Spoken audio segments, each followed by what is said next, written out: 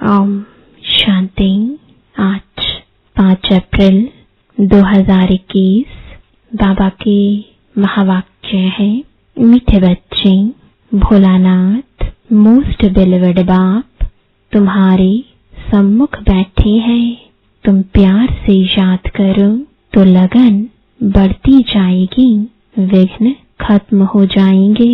प्रश्न है, ब्राह्मण बच्चों को कौन सी बात सदा याद रहे तो कभी भी विकर्म ना हो?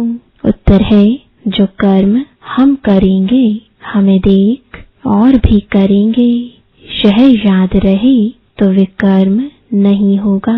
अगर कोई छिपाकर भी पाप कर्म करते तो धर्मराज से छिप नहीं सकता, फौरन उसकी सजा मिलेगी।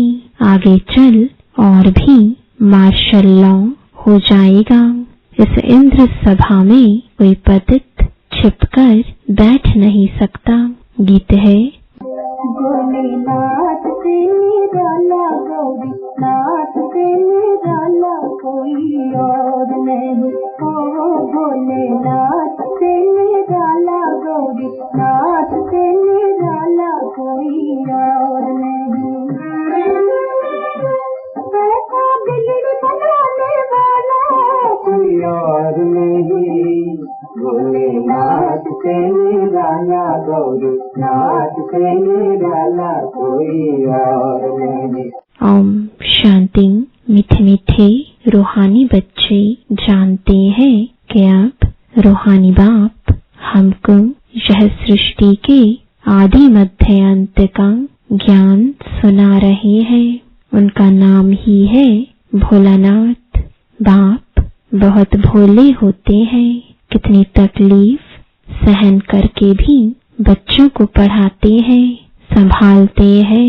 फिर जब बड़े होते हैं तो सब कुछ उनको दे खुद वानप्रस्थ अवस्था ले लेते हैं।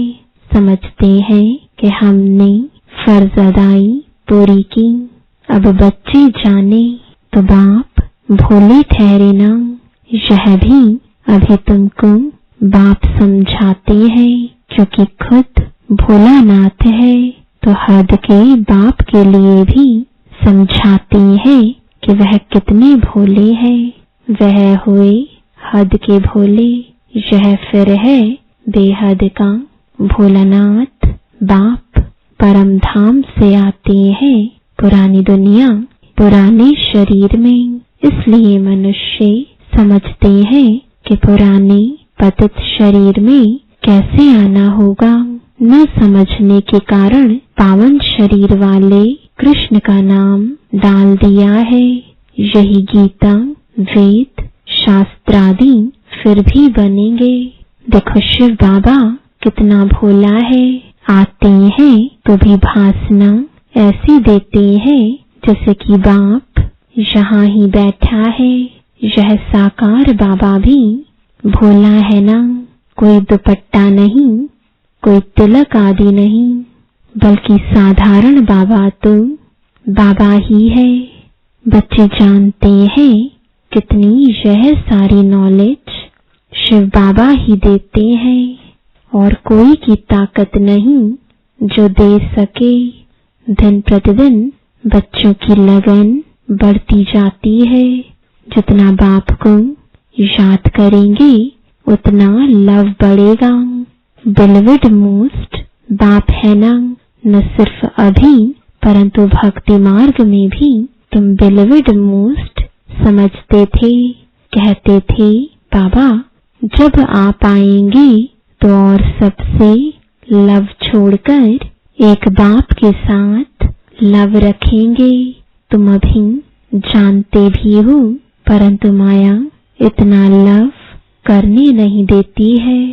माया चाहती नहीं कि यह मुझे छोड़ बाप को याद करे।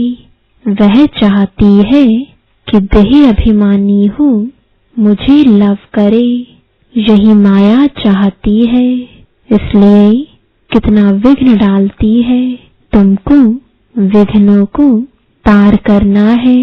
बच्चों को कुछ तो मेहनत करनी चाहिए ना। पुरुषार्थ से ही तुम अपनी प्रारब्ध पाते हो। बच्चे जानते हैं उच्च पद पाने के लिए कितना पुरुषार्थ करना है। एक तो विकारों का दान देना है, दूसरा बाप से जो अविनाशी ज्ञान रत्नों का धन मिलता है वह दान करना है। जिस अविनाशी धन से ही तुम इतने धनवान बनते हो। नॉलेज है सोर्स ऑफ इनकम, वह है शास्त्रों की फिलॉसफी, यह है स्पिरिचुअल नॉलेज। शास्त्र आदि पढ़कर भी बहुत कमाते हैं। एक कोठरी में ग्रंथ आदि रख दिया, थोड़ा कुछ सुनाया, बस इनकम हो जाएगी। यह कोई यथार्थ ज्ञान नहीं है।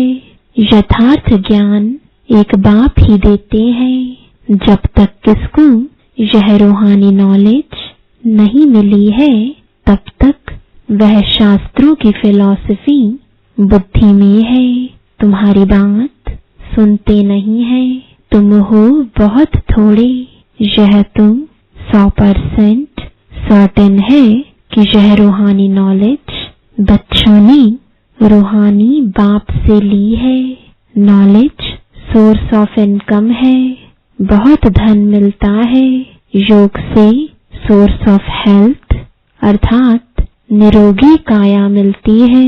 ज्ञान से वेल्थ, यह है दो मुख्य सब्जेक्ट। फिर कोई अच्छी तरह धारण करते हैं, कोई कम धारण करते हैं तो वेल्थ भी कम नंबरवार मिलती है। सजाएं आदि खाकर जाई पद पाते हैं, पूरा याद नहीं करते तो विकर्म विनाश नहीं होते हैं। फिर सजाएं खानी पड़े, पद भी भ्रष्ट हो पड़ता है, जैसे स्कूल में होता है। यह है बेहद की नॉलेज, इससे बेड़ा पार हो जाता है। उस नॉलेज में बैरिस्ट्री, डॉक्टरी, इंजीनियरिंग पढ़ना पड़ता है। यह तो एक ही पढ़ाई है। योग और ज्ञान से एवर हेल्दी वेल्दी बनते हैं, प्रिंस बन जाते हैं। वहां स्वर्ग में कोई बैरिस्टर, जज आदि नहीं होते हैं। वहां धर्मराज की भी दरकार नहीं होती है। न गर्भ जेल में सजा, न धर्मराजपुरी की सजा मिलती है। गर्भ महल में बहुत सुखी रहते हैं। यहाँ तुम गर्भ जेल में सजाएं खानी पड़ती हैं। इन सब बातों को तुम बच्चे ही अब समझते हो। बाकी शास्त्रों में, संस्कृत में श्लोक आदि मनुष्यों ने बनाए हैं। पूछते हैं सतयुग में भाषा कौन सी होगी? बाप समझाते हैं जो देवताओं की भाषा होगी वही चलेगी। वहां की जो भाषा होगी वह कहीं नहीं हो सकती। ऐसे हो नहीं सकता कि वहां संस्कृत भाषा हो। देवताओं और पतित मनुष्यों की एक भाषा हो नहीं सकती। वहां की जो भाषा होगी वही चलेगी। यह पूछने का रहता नहीं। पहले बाप से वर्षा तो ले लो, जो कल्प पहले हुआ होगा वही होगा। पहले वर्षा लो, दूसरी कोई बात पूछो ही नहीं। अच्छा 84 जन्म नहीं है, 80 व 82 हो। इन बातों को तुम छोड़ दो। बाप कहते हैं अल्फ को याद करो। स्वर्ग की बादशाही बरोबर मिलती है ना। अनेक बार तुमने स्वर्ग की बादशाही ली है। चढ़ाई से उतरना भी तो है। अभी तुम मास्टर ज्ञान सागर, मास्टर सुख का सागर बनते हो। तुम पुरुषार्थी हो। बाबा तो कंप्लीट है। बाप में जो नॉलेज है वह बच्चों में है, परंतु तुमको सागर नहीं कहेंगे। सागर तो एक होता है, सिर्फ अनेक नाम रख दिए हैं। बाकी तुम हो ज्ञान सागर से निकली हुई नदियां। तुम हो मानसरोवर नदियां। नदियों पर नाम भी है। ब्रह्मपुत्रा बहुत बड़ी नदी है। कलकत्ते में नदी और सागर का संगम है। उसका नाम भी है डायमंड हार्बर। तुम ब्रह्मा मुख वंशावली हीरे जैसे बनते हो। बड़ा भारी मेला लगता है। बाबा इस ब्रह्मा तन में आकर बच्चों से मिलते हैं। यह सब बातें समझने की हैं। फिर भी बाबा कहते हैं मन मना भव। बाबा को याद करते रहो। वह मोस्ट वेलवेट सब संबंधों की सैक्रीन है। वह सब संबंधी हैं विकारी। उनसे दुख मिलता है। बाबा तुमको सबका एवजा दे देते हैं। सब संबंधों का लव देते हैं। कितना सुख देते हैं और कोई इतना सुख नहीं दे सकते। कोई देते हैं तो अल्पकाल के लिए, जिसको ही सन्यासी कागविष्टा के समान सुख कहते हैं। दुख धाम में तुम जरूर दुख ही होगा। तुम बच्चे जानते हो हमने यह अनेक बार पाठ बजाया है, परंतु हम ऊंच पद कैसे पाएं उनका फिक्र रहना चाहिए। बहुत पुरुषार्थ करना है कि हम वहां फेल ना हो जाएं। अच्छे नंबर से पास होंगे तो ऊंच पद पाएंगे और उनको खुशी भी होगी। सब एक समान हो ना सके। जितना योग होगा, बहुत गोपिकाएं हैं जो कभी मिली भी नहीं है। बाप से मिलने लिए तड़पती है। साधु सन्यासियों के पास तड़पने की बात नहीं रहती है। यहाँ तुम शिव बाबा से मिलने के लिए आते हैं। वंडरफुल बात है ना।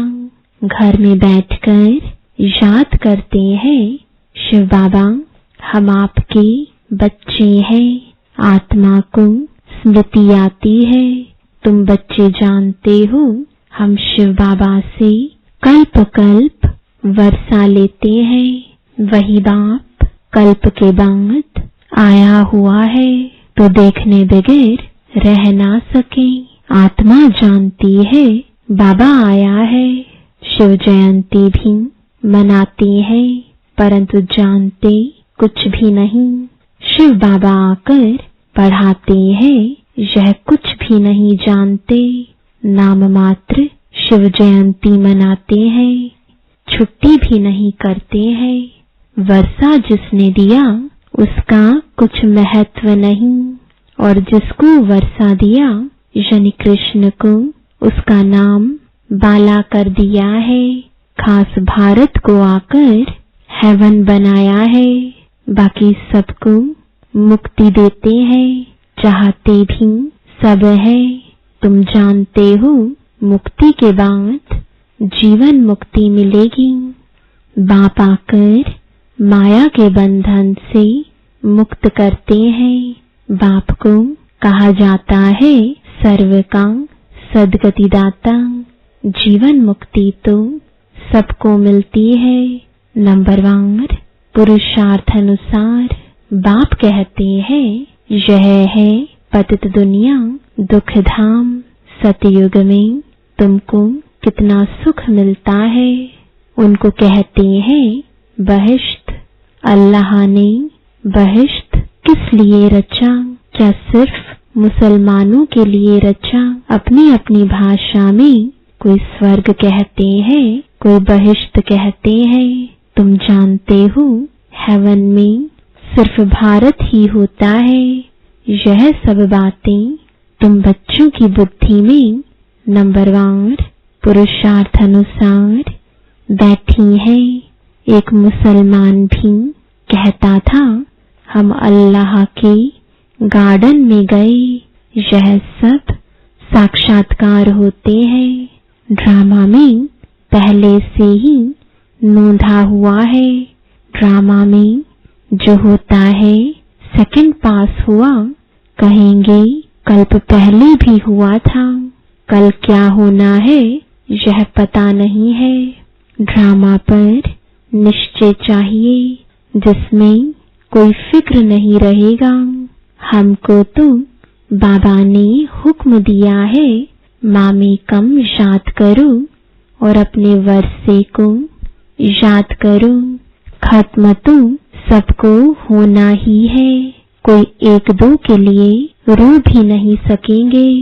मौत आया और गया, रोने की फुर्सत नहीं रहेगी, आवाज ही नहीं निकलेगा।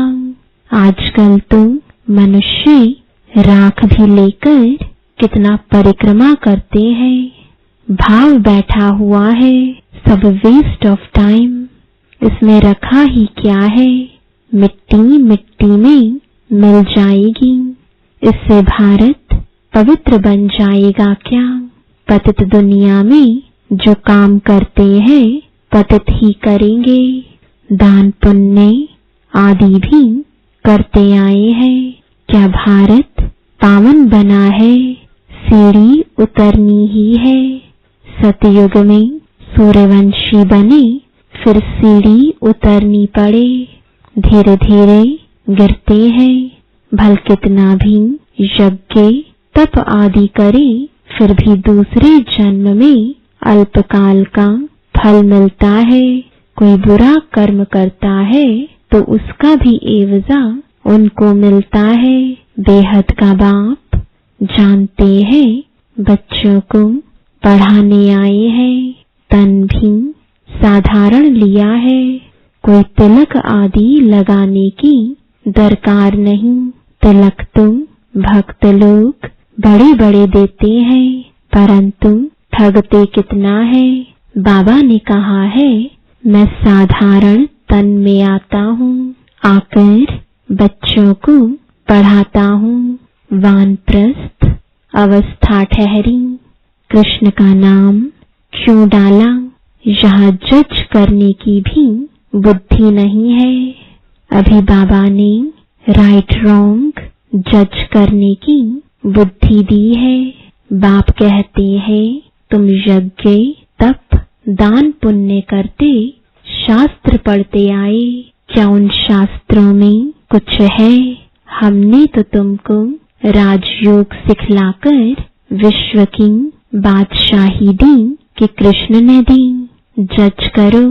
कहते हैं बाबा आपने ही सुनाया था, कृष्ण तो छोटा प्रिंस है, वह कैसे सुनाएंगे? बाबा आपके ही राजयोग से हम यह बनते हैं। बाप कहते हैं शरीर पर भरोसा नहीं है, बहुत पुरुषार्थ करना है। बाबा को समाचार सुनाते हैं, फलाना बहुत अच्छा निश्चय बुद्धि है। मैं कहता हूँ बिल्कुल निश्चय नहीं है।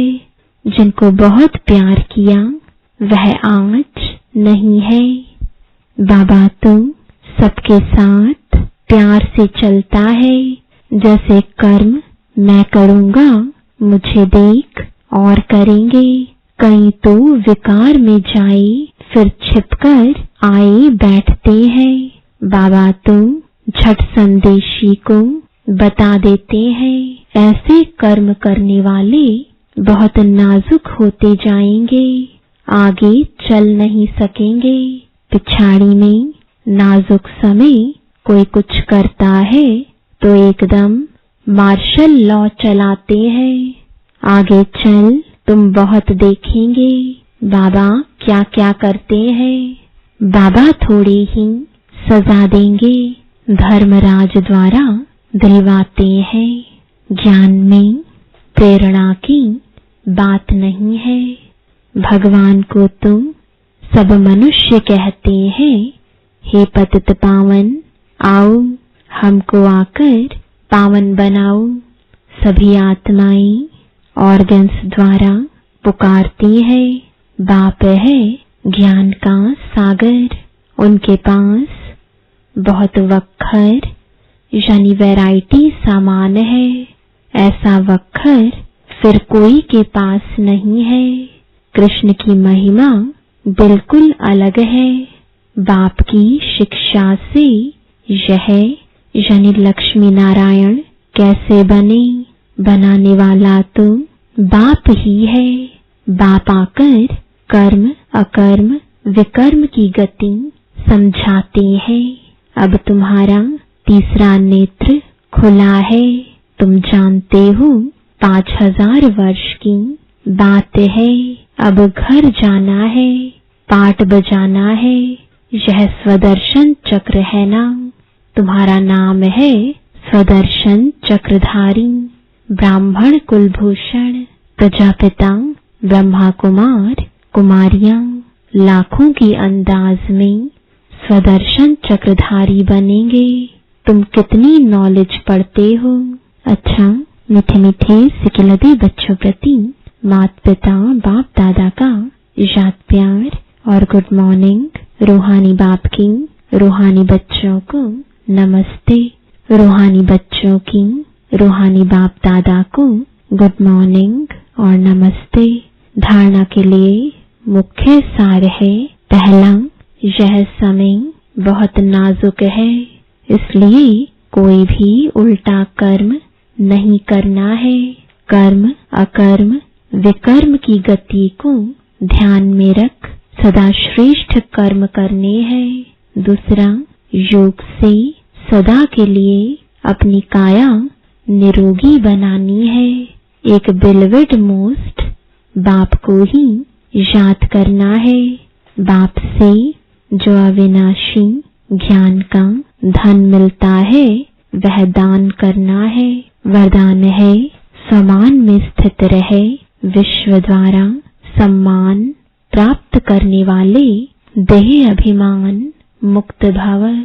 पढ़ाई का मूल लक्ष्य है देह अभिमान से न्यारे हो देही अभिमानी बनना। इस देह अभिमान से न्यारे अथवा मुक्त होने की विधि ही है सदा समान में स्थित रहना। संगम युग के और भविष्य के जो अनेक प्रकार के समान है, उनमें किसी एक भी समान में स्थित रहने से देह अभिमान मिटता जाएगा। जो समान में स्थित रहता है उन्हें स्वतः मान प्राप्त होता है। सदा समान में रहने वाले ही विश्व महाराजन बनते हैं और विश्व उन्हें सम्मान देती है। स्लोगन है, जैसा समय वैसा अपने को मोल्ड कर लेना, यही है रियल गोल्ड बनना। ओम शांति।